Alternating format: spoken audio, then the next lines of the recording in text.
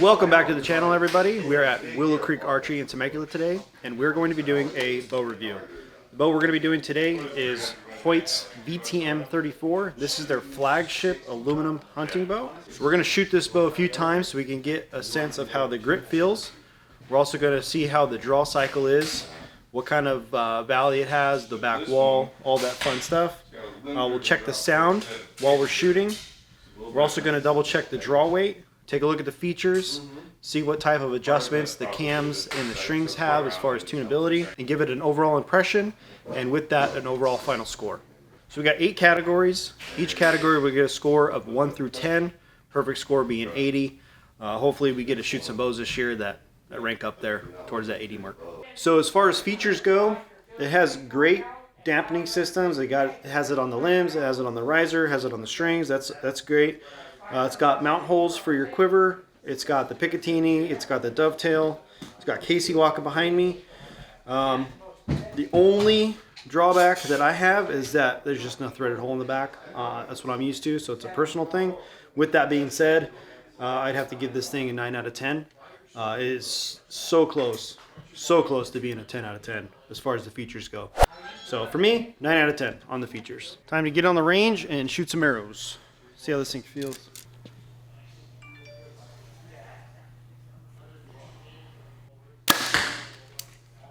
Not bad, not bad. Be sure to like this video, subscribe, and leave us a comment. Let us know what you think. The cam doesn't seem to really let off. It's like hard the whole way until you get to the very end, and then it lets off, and you're already at the back wall. I mean, you feel like you got a short valley? There's not much valley at all. It was smooth though, like some bows really dump, you know, and it kind of hurts. You preload just a little bit, and it pretty much takes care of the whole draw. So it's smooth, it's consistent, which is really nice. It doesn't tear up your shoulder.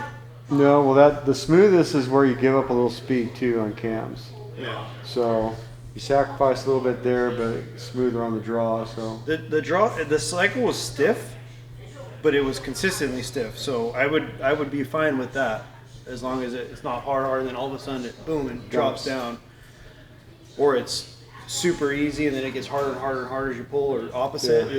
It stayed consistent pretty much the whole way until just the very end, and it let off, and then you're at the back wall. Yeah, so my Arc 7 Ultra is the same way. It's the same bow basically.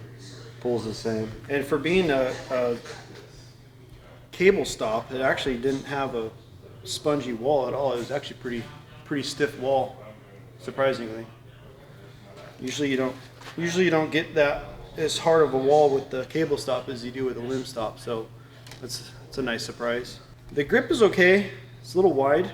It feels like it doesn't really sit in my hand as well as I would like. It does have a little bit of a bulge here in the center. Maybe if that was the same thickness as it is on the bottom where it's narrower, it probably would fit in my hand a little bit better, but that is my hand. Well, that's kind of Hoyt's claim to fame, is that grip. It's always been kind of like that. Yeah. I'm sure you'd get used to it once you start doing it, but it just doesn't feel... right now I don't have much repeatability in it. It seems like it wants to keep sitting in a different spot every time. The shot was smooth though. All right, so the draw cycle, like I was saying before, it's consistent, which is big for me. It didn't have much of a valley. It didn't dump at the end, and the back wall was really stiff. So those things considered, I'd say 7.5 out of 10, 7.5 out of 10. And then the grip, I'm not a big fan of. I'm sure you would get used to it. It's not a large grip, but it's not the smaller grips like a lot of the industry is coming out with right now. So the grip, I'd give it a 7 out of 10. It'd probably be better if you popped the grip off and maybe wrapped it with some tennis tape or something like that. But for the grip as is, it's getting a 7 out of 10. All right, so for the sound test, we're going to be shooting indoors every single time, preferably in the middle of the lanes here. Ryan's got the phone with the decimal reader app. He'll be standing about 3 feet away. So we're going to do 3 shots, see how each one sounds, then we'll get an average.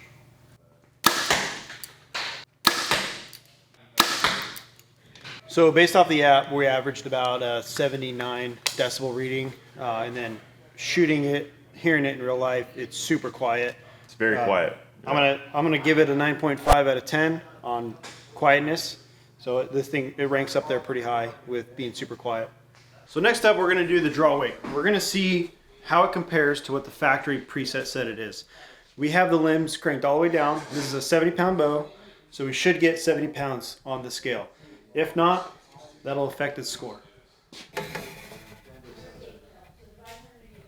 It's like 72 and a half. All right, so we got it at about 72 and a half. So the way we're gonna scale this or score this out of the 10, every pound or half pound that it's off of what the factory says it's supposed to be, we're gonna deduct that from a perfect 10 out of 10. So instead of it being 70 pounds on the draw board, which would have been a 10 out of 10, we got 72 and a half, so 2.5 off 10. This one gets a 7.5 on the scale. All right, so next up is the speed test, but we just checked it on the draw weight and it's 72 and a half. So what we're gonna do, in the name of consistency and continuity, we're going to take a couple turns out of the limb bolt here, check it again. We're gonna get 70 pounds right on the nose, and then we're gonna go into the chrono room, shoot through the chronograph. That way we can get an accurate speed test every single time we do one of these reviews. All right, so we ended up taking 1 1/4 turns out top and bottom. It looks like they're right at 70. So now we can go shoot the chronograph. We are going to do the speed test now. Just so everybody knows, 70 pounds, exactly. 28.5-inch draw, 412 grain arrow. We'll put up the brace height and the axle to axle on the screen here so you can see. I'm gonna do 2 shots. 290. Let's do a second one. See if we get a duplicate. 291. So we'll call it 290. Kind of like we did with the draw weight. Perfect 10 out of 10 would be a 300. Obviously anything higher than a 300 still gets 10 out of 10. This is 290, so we're gonna use these last two numbers, 90. It gets a 9 out of 10. For all you speed freaks out there, we did shoot it through the chronograph when it was cranked all the way down from the factory at 72 and a half, and we got 295. So you could probably have it cranked all, it depends on the bow, but this one, if you cranked it all the way down, maybe added 2 twists of the cables, you could get probably 299, 300. So for overall impressions of this bow, I'd have to say that after shooting about 20 arrows through it, it's becoming a lot easier and a lot smoother to draw and to shoot. It has a lot of components, a lot of newer features that I really like. They're very beneficial to the shooter.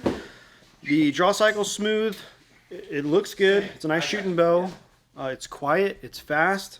It has a lot of the things that I like on a bow, especially a hunting bow, especially aluminum hunting bow. So for an overall impression score, I'm gonna have to give it a 9 out of 10. This is a really nice bow.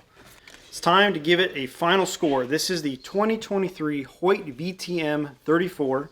It came out at a 65.5 out of 80, which is a great score. Be sure to like and subscribe. Leave a comment down below. Let us know what bow you think we should review next. Catch you on the next one.